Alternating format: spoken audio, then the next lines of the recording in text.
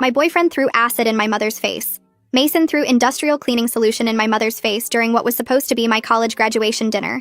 The restaurant erupted into absolute chaos as my mother collapsed screaming while her skin literally bubbled and peeled away from her skull. I couldn't move, couldn't breathe, couldn't comprehend what Mason had just done. My father tackled him to the ground, punching him repeatedly. I wanted to scream, but my throat wouldn't work as I watched my mother's face dissolve. "She's been stealing Beatrice's identity for 3 years," Mason shouted while trying to shield himself from my father's fists, as 2 of my uncles jumped in to help restrain him, all of them slipping in the blood spreading across the floor. "She's been using their identical resemblance to drain her bank accounts." I was barely listening. My legs gave out and I crashed into a chair, but my father hesitated for just a second, his fist raised in the air, and Mason spit blood onto the floor while my mother rolled and thrashed, knocking over chairs and leaving smears of flesh on everything she touched. "I have video of her at 5 different banks," he yelled over my mother's inhuman screaming, holding the screen up while my uncle twisted his arm. "I noticed discrepancies in Beatrice's accounts when we were apartment hunting and installed tracking software, and I've caught her mother stealing $40,000. My mother writhed on the floor and tried to speak, but only managed to spray blood across the white tablecloth, while her face continued to dissolve. And even through the destroyed flesh, I could see something in that look that made my stomach drop because it wasn't denial. It was rage at being caught. "Those accounts are family money!" she finally shrieked through her melted mouth, the words barely human. "Mom?"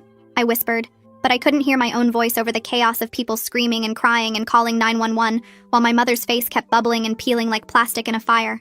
My father grabbed the phone from Mason with hands covered in my mother's blood and skin, staring at the screen where my mother was clearly at an ATM wearing my clothes, and his face went white. "Linda, you've been stealing from our daughter?" he asked while she convulsed on the floor, her screaming never stopping. "She owes me everything." My mother managed to hiss between shrieks of agony, blood and tissue dripping onto the floor. "I gave up my career to raise her." The other diners were pressed against the walls filming everything while the manager was vomiting in the corner and servers were sobbing, and I felt like I was drowning because my own mother had been systematically destroying my future while her face was literally falling off in front of me. "You destroyed her face over money?" My father shouted at Mason, releasing him and stumbling backward, slipping in the puddle of blood and chemicals. "Even if she stole from Beatrice, you threw acid at my wife."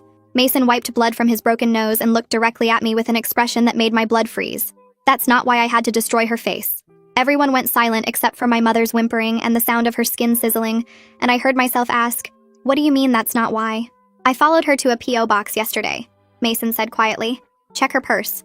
My mother started shrieking even louder and trying to crawl toward her bag, leaving a trail of dissolved flesh, but my father got there first and dumped it onto the floor where a small glass vial rolled out. "That's ricin," Mason said, his voice deadly calm now while chaos continued around us. "She was going to poison Beatrice at the mother-daughter spa trip next week, and then completely take over her life." I vomited onto the white tablecloth. "You were supposed to die quietly," my mother screamed at me through the soup of her face. "After you were gone, I was going to be you, live as you, graduate medical school as you, because we're identical, and nobody would ever know the difference." "She's already been preparing," Mason gasped, blood still streaming from where my father had beaten him while sirens wailed outside. "She's memorized all of Beatrice's friends' names. She's been recording Beatrice's voice to practice matching it. She's already redirected Beatrice's mail to that P.O. box, changed the emergency contacts at the medical school to only herself." My father dropped to his knees in the pool of blood. "I had to destroy her face," Mason said, looking at me desperately as police burst through the door with weapons drawn. "It was the only way to make sure she could never pretend to be you again." The paramedics rushed to my mother while police grabbed Mason. "Wait!" I screamed, but they were already dragging him toward the door while my mother shrieked from the stretcher. "There's more, Beatrice!" Mason yelled as they pulled him away, struggling against the officers. "About your father, about what she's been doing to him too." The police started shouting for everyone to stay back while more sirens screamed outside, and suddenly there were officers everywhere pulling us apart and pushing witnesses against the walls. A cop in heavy gear grabbed my arm and pulled me away from the table while another one was yelling about hazmat protocols and the ricin vial Mason mentioned. They wouldn't let me near my father or uncles and kept asking if I touched anything while someone else was bagging everything on our table, including the plates and glasses and my purse. My hands were shaking so bad I could barely stand, and when they asked my name, I had to try 3 times before the words came out right. The hazmat team rushed in wearing those white suits and masks, and started putting yellow tape everywhere while photographing the blood and chemical burns on the floor. They made us all strip down to our underwear right there in the restaurant and gave us paper suits to wear while bagging our clothes for testing. I watched them seal my graduation dress in plastic and label it as evidence while my mother's screams got fainter as they wheeled her out. A woman with short gray hair and a badge walked up to me and said she was Detective Caitlin Haynes, the lead investigator on this case. She explained they had to process the whole scene before taking our full statements. but she wanted me to know she'd be handling everything. Her voice was calm and steady, which helped me focus on something besides the smell of burned flesh still hanging in the air. She told me the restaurant would stay closed with crime scene tape while they collected evidence, and that I'd need to come to the station later. The paramedics loaded my mother into an ambulance with burn specialists while Detective Haynes arranged for me to go to the hospital for decontamination. They put me in a separate ambulance, and the EMT kept checking my skin for any chemical burns while we drove to the emergency room. At the hospital, they made me shower 3 times with special soap and checked every inch of my skin with some kind of light. The nurses were nice and kept telling me I was safe now, but I felt like I was watching someone else go through all this. My father showed up still covered in blood and chemicals, and they rushed him into decontamination too, while I sat in a paper gown waiting. About an hour later, a man in a dark suit showed up and introduced himself as Agent Joshua Carr from the FBI. He explained that finding ricin made this a federal case involving attempted murder and chemical weapons possession. He said my graduation dinner was now a federal crime scene and they'd be taking over parts of the investigation. Detective Haynes came to the hospital and started asking me questions about Mason and our relationship, and any money problems I'd noticed recently. I told her about apartment hunting last month, and how Mason kept asking about my bank statements, and seemed worried about discrepancies. She wrote everything down in a small notebook, and kept asking about specific dates and times, and what exactly Mason said. Agent Carr came back and explained they had to test the vial at a federal lab to confirm it was actually ricin. He said the chain of custody had to be perfect for any future court case, and kept asking where my mother might have gotten it. He seemed really interested in whether she had any chemistry knowledge or access to laboratories. Detective Haynes had me sign a bunch of consent forms allowing them to look at my bank records and email accounts to verify the identity theft. She warned me they'd probably find more violations than what Mason discovered and said I should prepare myself for that. My hands were shaking so bad I could barely hold the pen, and my signature looked nothing like normal. My father was sitting in the hospital waiting room when I got out, and he kept switching between being mad at Mason and shocked about my mother. He kept repeating that she was his wife, like saying it enough times would make this make sense somehow. The burn surgeon came out and said my mother was in critical condition, and we couldn't visit yet because of infection risk. Detective Haynes sat down with us and explained that Mason would face aggravated assault charges at minimum, but probably attempted murder. She said my mother would face federal charges for the ricin and state charges for identity theft and attempted murder if she survived. The legal stuff was so complicated I couldn't follow half of it, even though she tried to explain it simply. My uncles showed up and said they'd drive me home since I was shaking too much to drive myself. The ride was silent except for the radio playing some stupid pop song that felt wrong after everything that happened. When we got to my apartment, everything looked different, even though nothing had changed since this morning. Every photo of my mother and me on the walls felt fake now, like props in someone else's life. I kept staring at one from my high school graduation where we looked so much alike people called us twins. My uncles wanted to stay, but I told them I needed to be alone even though the apartment felt too quiet and empty. I sat on my couch still wearing the hospital scrubs they gave me and tried to understand how my mother could plan to kill me. The woman who taught me to ride a bike and braided my hair for school had been stealing from me for 3 years. She'd been practicing my voice and memorizing my friends and planning to poison me at a spa where I'd trust her completely.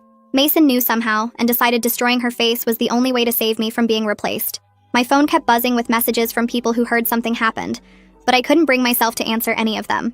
I got up to get water, and that's when I saw the yellow envelope on my kitchen counter that I definitely didn't put there.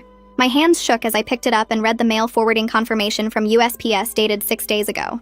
The new address was a P.O. box across town, and my signature at the bottom looked perfect, except I never signed this. I grabbed my phone and called my bank while my legs gave out, and I slid down the cabinet to sit on the floor. The customer service person put me on hold 3 times before finally confirming 4 unauthorized withdrawals in the past month. Each one was just under the reporting limit, and they all happened at branches I never visited.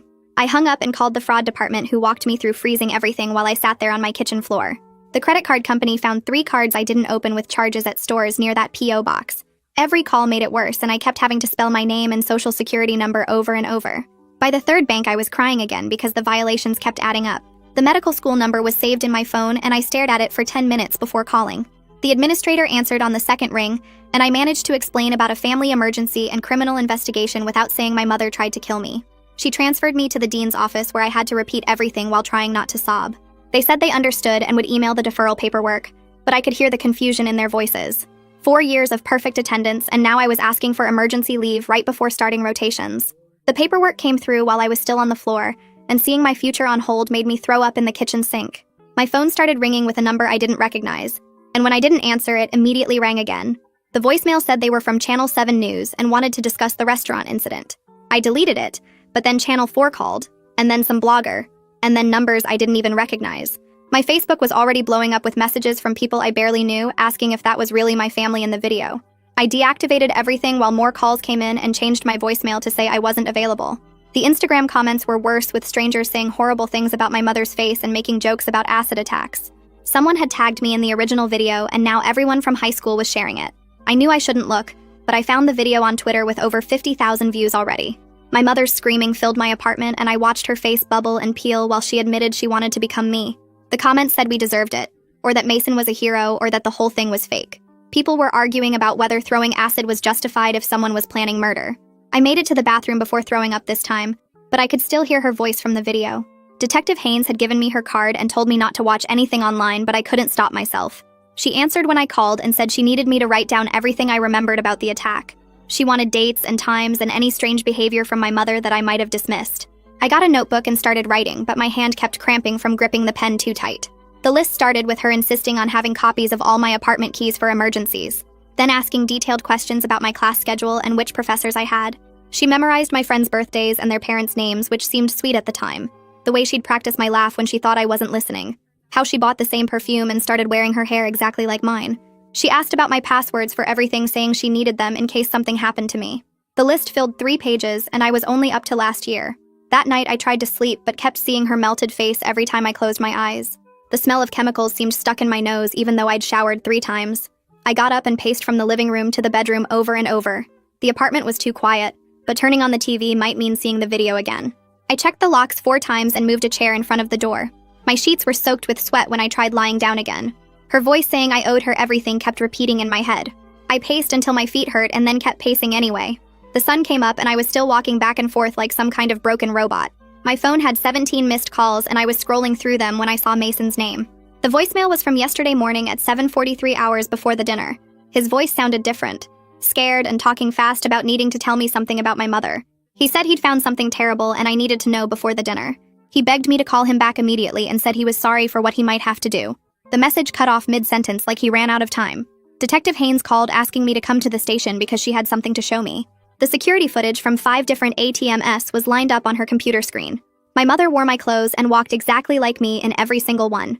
She'd studied my mannerisms so perfectly that I couldn't tell it wasn't me at first. The way I tucked my hair behind my ear and how I always checked my phone while waiting. She even wore the same jewelry I always wore and carried my purse the same way. Each video showed her withdrawing the maximum amount while perfectly imitating me. My father called while I was still at the station and his voice sounded hollow. The doctors had Linda in a medically induced coma because of the infection risk and pain level. He wanted me to come see her even though she was unconscious, but I couldn't do it. We argued and he said family doesn't abandon family no matter what they did. I hung up on him, which I'd never done before. Agent Carr called an hour later saying the substance was definitely ricin and highly concentrated. He explained she probably extracted it herself from castor beans based on her internet history. The searches went back 4 months with detailed research on extraction methods and lethal doses. She'd ordered the beans online and had them shipped to that P.O. box. The planned murder was absolutely premeditated, and she'd picked the spa because she could control what I ate and drank there. My phone started buzzing with texts from friends who'd seen the news, and they were all remembering weird stuff about my mother that suddenly made sense. Sarah texted about how my mom always insisted on coming to every single doctor appointment I had, even for basic checkups when I was 22 years old. Katie remembered my mother grilling her about my prescriptions when I had strep throat, asking for exact dosages and refill dates. More messages kept coming about how she'd show up at study groups uninvited, taking notes on who my friends were and memorizing their names and details about their lives. The pattern was so obvious now that I couldn't believe I'd missed it for years. Detective Haynes called me back to the station the next morning because they'd found more evidence. The Postal Service had records showing my mother rented that P.O. box 6 months ago, and she'd used my forged signature on all the paperwork. They pulled surveillance footage of her collecting mail there twice a week, always wearing sunglasses and a hat, but clearly her. She'd been getting my bank statements, credit card offers, even my medical school correspondence sent there instead of my apartment. The postal worker remembered her because she always paid in cash and avoided conversation. I spent the next 2 days calling every bank and credit card company I could think of, and each call revealed more fraud. Capital One had a card I never opened with $8,000 in charges. Chase had 2 accounts in my name that were maxed out. Wells Fargo showed cash advances I never took. The total kept climbing past $50,000 as I found more hidden accounts, and each discovery made me physically sick. Every customer service rep I talked to had to file fraud reports and freeze the accounts while I faxed police reports and affidavits. 3 days after the attack, I finally went to the hospital to see my mother. They wouldn't let me in her room because of infection risk, so I had to look through the glass window. Her entire head was wrapped in white bandages with tubes coming out everywhere. The nurse said they were doing skin grafts, but the damage was too severe for full reconstruction. Even through all the bandages, I could see the shape of her face was wrong, collapsed in places where the flesh had dissolved. Part of me wanted to feel sorry for her, but mostly I just felt empty watching her chest rise and fall with the ventilator. Detective Haynes had been going through my mother's laptop and found years of emails to her friends complaining about me. The messages started when I got into medical school. Angry rants about how she gave up her nursing career to raise me, and I owed her everything. One email from last year said she deserved to live my life more than I did because she made all the sacrifices. Another one detailed how unfair it was that I got opportunities she never had. The detective printed out dozens of these messages, each one more bitter than the last. That afternoon, Nina Ortega from Victim Services called to introduce herself and explain what would happen next. She had a calm voice that made me feel less crazy as she walked through my rights as a victim and how the legal process would work. She warned me both cases would take months or maybe years to resolve, and I'd probably have to testify multiple times. She gave me her direct number and said she'd be my advocate through everything, making sure I understood each step. Having someone whose only job was helping me felt like the first good thing since this nightmare started. The social media situation exploded when someone identified me from the restaurant videos and posted my name online. My Facebook and Instagram were suddenly flooded with friend requests and messages from strangers. Some people called me lucky that Mason saved me. Others said I must have known what my mother was doing. Reporter requests filled my inbox, and people I hadn't talked to since high school were suddenly reaching out for the inside story. I had to make everything private and eventually just deleted the apps from my phone. Even going to the grocery store became awful when I noticed people staring and whispering. One woman actually came up and asked if I was the girl from the acid attack video.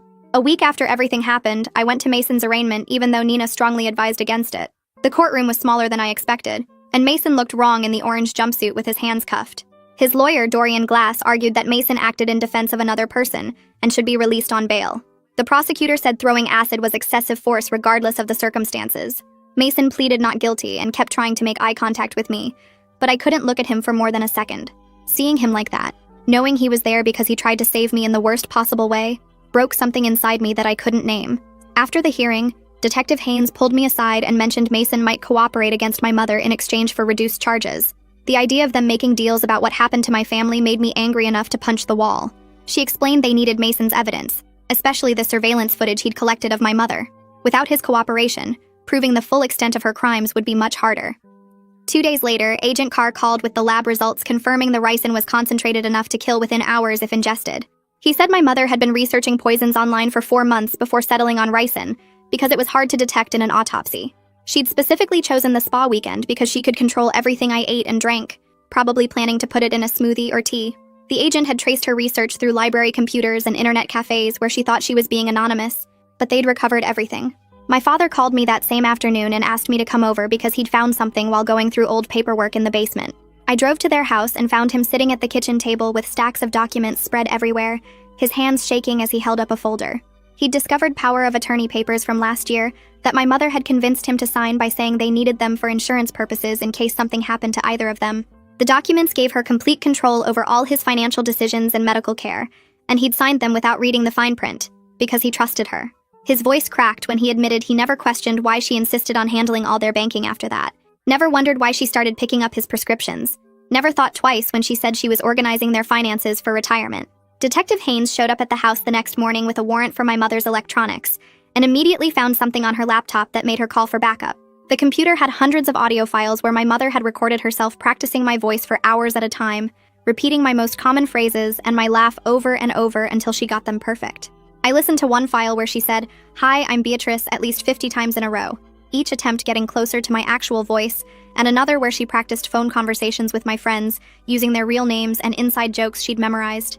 The detective played another recording where my mother rehearsed calling my medical school to request time off, matching my speech patterns so well that even I almost believed it was me talking. She'd studied me like an actor preparing for a role, breaking down my mannerisms and vocal quirks into notes she could practice, turning me into a performance she could master. The files went back 2 years and showed she'd been preparing to become me long before she got the ricin, long before she planned the spa trip, maybe even before she started stealing my money. That's when it hit me that the mother-daughter spa weekend she'd been pushing for months was never about bonding or celebrating my graduation like she claimed.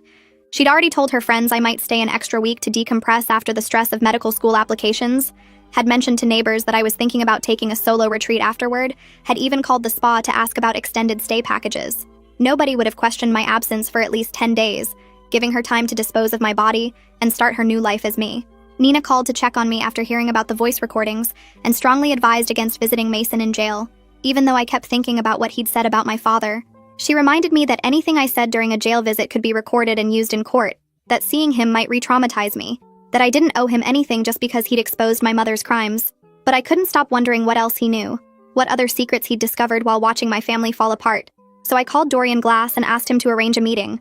He agreed, but warned me 3 times that our conversation would be monitored and could affect both criminal cases, that Mason might say things to manipulate me, that I should bring someone for support, but my need to understand everything outweighed his warnings. The jail visiting room was smaller and colder than I expected, with scratched plexiglass between us and phones that smelled like disinfectant. Mason looked thinner in his orange jumpsuit, with dark circles under his eyes and healing cuts on his face from where my father had beaten him. He pressed his hand against the glass when he saw me, and I could see he'd been crying before I arrived. Dorian sat next to him with his laptop open, and Mason told him to show me the security footage he'd collected from cameras he'd hidden in my parents' house after following my mother there when she was supposed to be at her book club. The first video showed my mother crushing pills and mixing them into my father's coffee while he was in the shower, carefully stirring until the powder dissolved completely.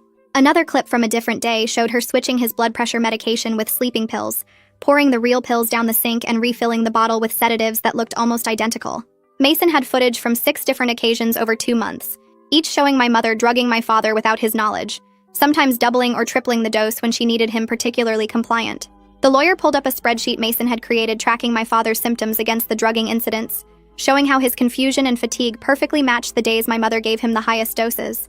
After the visit, Nina met me at a coffee shop near the jail because she could tell from my voice on the phone that I was falling apart.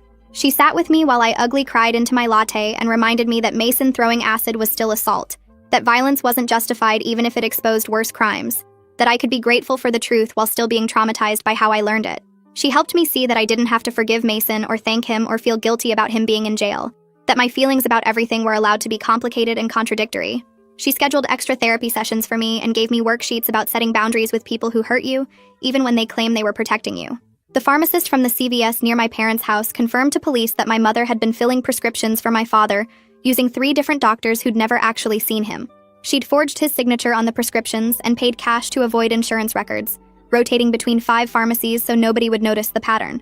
The pharmacist remembered my mother specifically, because she always came alone and got nervous when asked routine questions about the medications, claiming my father was too sick to pick them up himself. Detective Haynes pulled records going back 18 months showing my mother had filled prescriptions for enough sedatives to keep a horse unconscious, all supposedly for my father's anxiety that he didn't even know he had.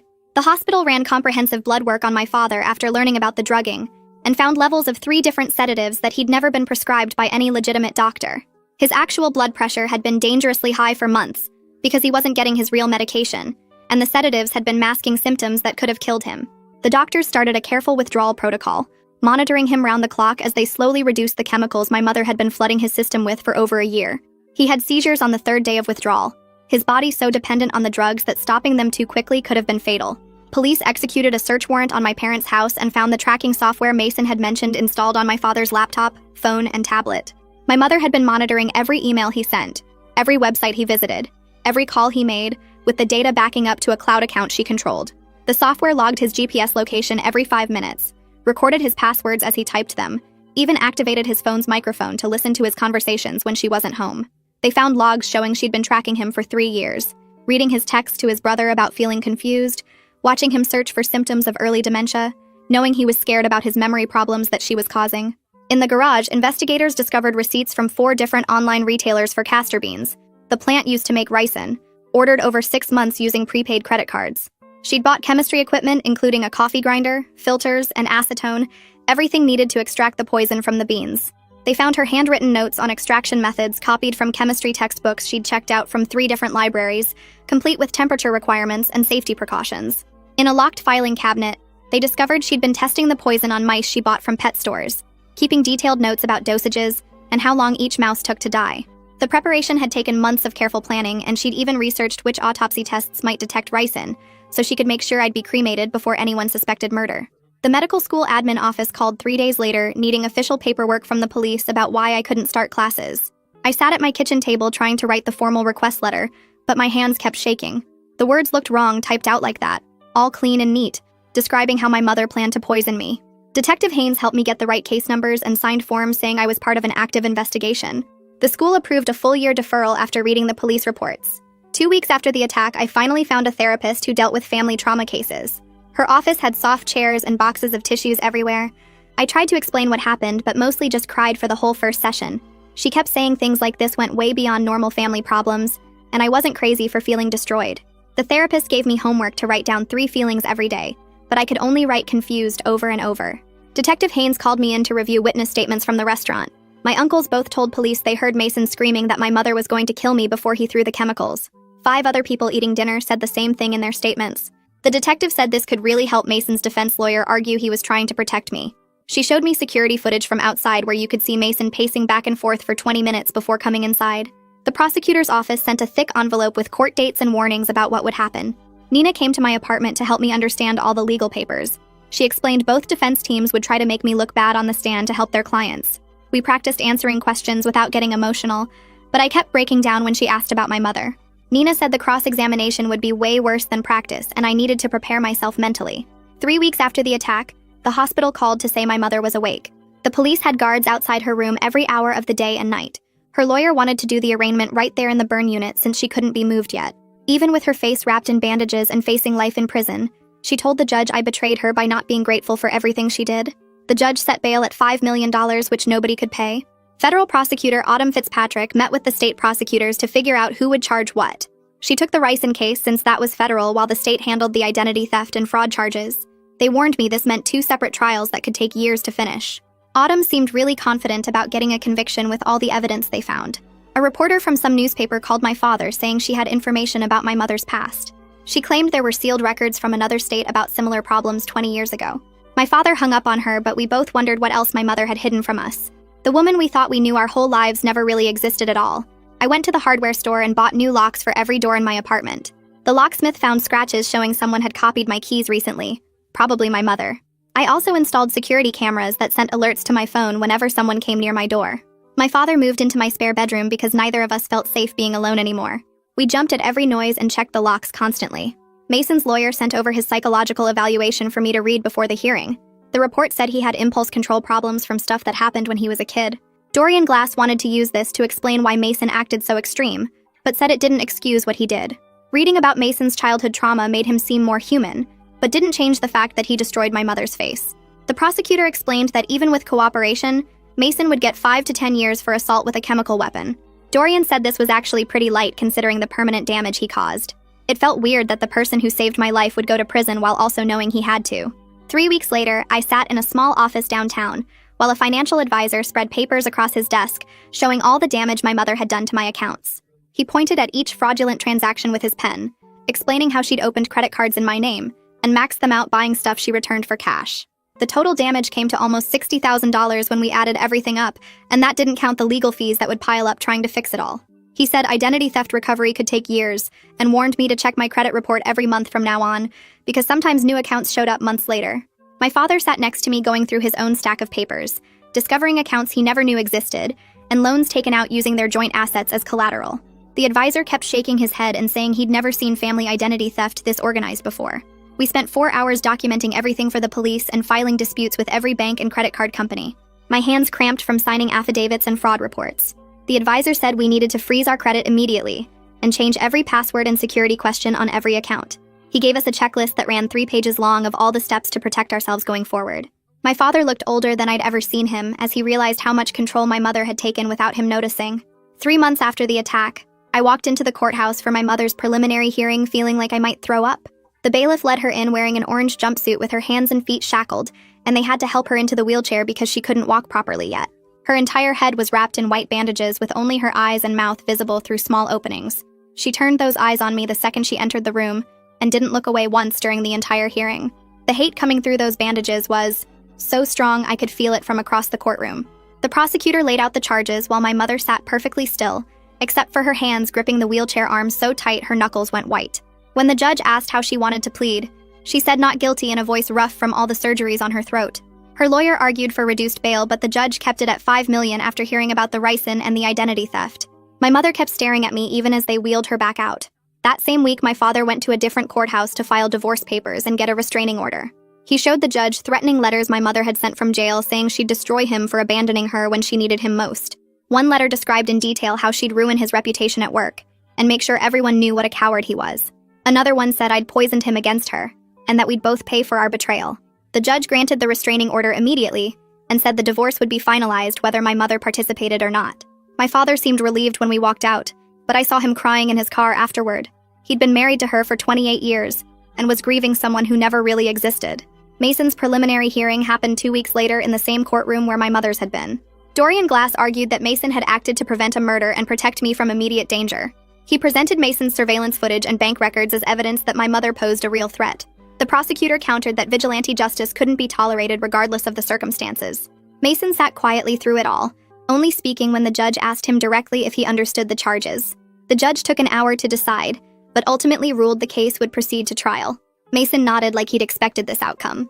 Dorian told me afterward that they'd keep fighting, but Mason had already accepted he'd serve time. A month later, I had to testify at another hearing for my mother's case about the identity theft and poisoning plot.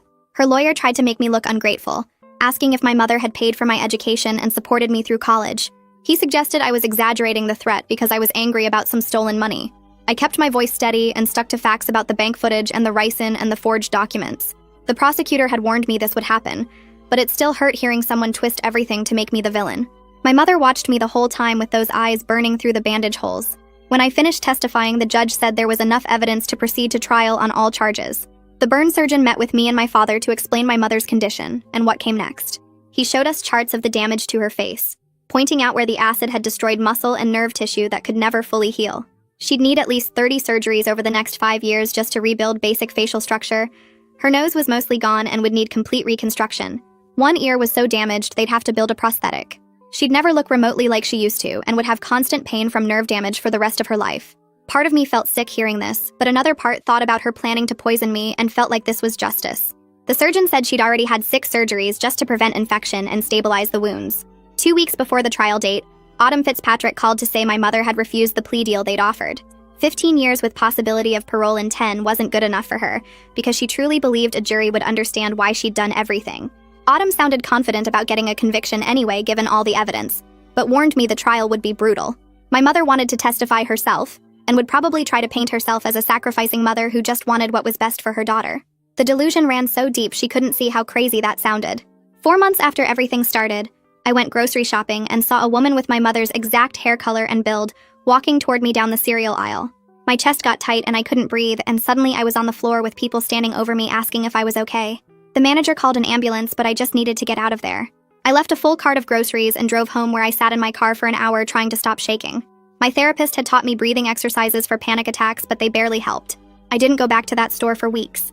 6 months after the attack, I called my medical school to request another extension, since the trials kept getting delayed. My advisor said they could give me one more 6-month deferral, but after that, I'd have to reapply. All my classmates were graduating without me, starting their residencies while I was stuck in legal hell. Some dreams had to wait, but it still hurt watching everyone else move forward while I stood still. The school sent paperwork requiring updated letters from law enforcement confirming the ongoing criminal cases.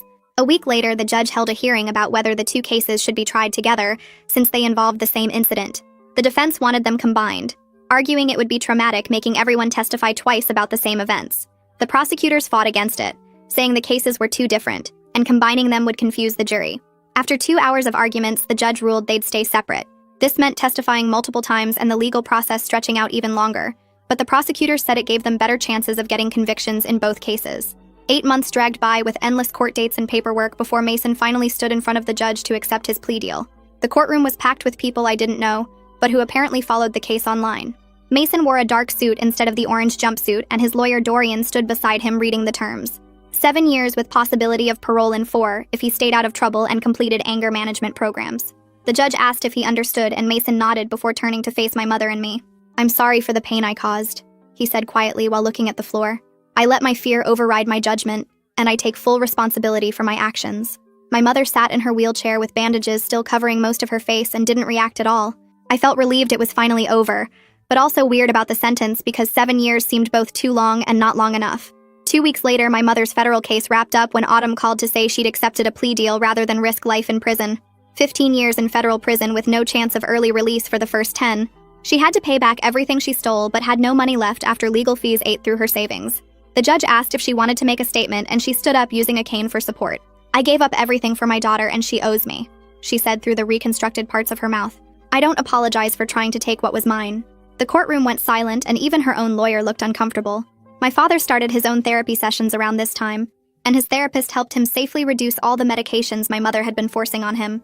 It took months of careful monitoring because stopping some of them too fast could cause seizures or worse. As the fog lifted, a different person emerged from the sleepy man I'd known my whole life. He was more assertive and his thoughts were clearer, and he actually had opinions about things instead of just agreeing with whatever my mother said. We sat in his living room one night, and he told me he felt like he'd been underwater for years. "I keep thinking about who we could have been without her controlling everything," he said while looking at old photo albums. We both cried because there was no way to get those years back. I spent weeks working with specialists to reclaim my identity and get new documents my mother couldn't access. The Social Security office required extra verification, including fingerprints and multiple forms of ID before issuing a new card. Getting a new passport meant bringing court documents proving the identity theft and waiting while they verified everything through special channels. Every bank account needed fraud alerts and extra security questions that only I would know the answers to. The DMV made me retake my photo and issued a new license with enhanced security features. Each document took forever to process, but slowly I rebuilt my official existence from scratch. My father and I decided to clean out my mother's belongings from the house since she wouldn't need them for at least a decade. We found boxes of photos in her closet that made my stomach turn. She'd printed pictures of me from social media and covered them with handwritten notes about my mannerisms and speech patterns. One photo from my college graduation had arrows pointing to how I held my hands when I talked. Another showed me laughing with friends, and she'd written down the exact sound of my laugh phonetically. Mixed in with these creepy study materials were pictures from my childhood when I was 5 or 6 years old. In those photos, she looked like a normal mom pushing me on swings or helping me build sandcastles. The grief hit weird because I mourned the mother I thought I had while being disgusted by who she really was. Nina helped me file official no-contact orders that would activate when my mother got released from prison. The paperwork spelled out that she couldn't come within 500 feet of me or try to contact me through third parties.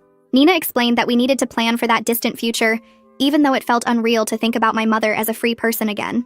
"Some threats never fully end," Nina said while we reviewed the documents. "You need protection in place before she gets out." A full year after the acid attack, I walked back into my medical school building with my hands shaking. My therapist had prepared me for this moment, and a few close friends who knew everything met me at the entrance. Other students definitely stared and whispered when they saw me, but I kept walking to my first class. My advisor had arranged for me to join the current second-year class, so I wouldn't be completely alone. The professor welcomed me back and then launched into a lecture about cardiac medications. I took notes and tried to focus on the material instead of thinking about everything that had happened. During lunch, I sat with my friends, and we talked about normal stuff like exams and residency applications. My life was moving forward even though the scars from everything would always be there. I'd reclaimed my name and my future, but both carried permanent marks from what happened. Mason saved my life through violence that would keep him locked up for years. My mother tried to steal my existence through violence that destroyed her face forever. I survived both of them, and now I was building something new from the pieces that remained. All right, that's a wrap on today's little journey. Really appreciate you hanging out and wondering through all this with me. Hope to see you back here again soon. Like the video, it helps more than you think.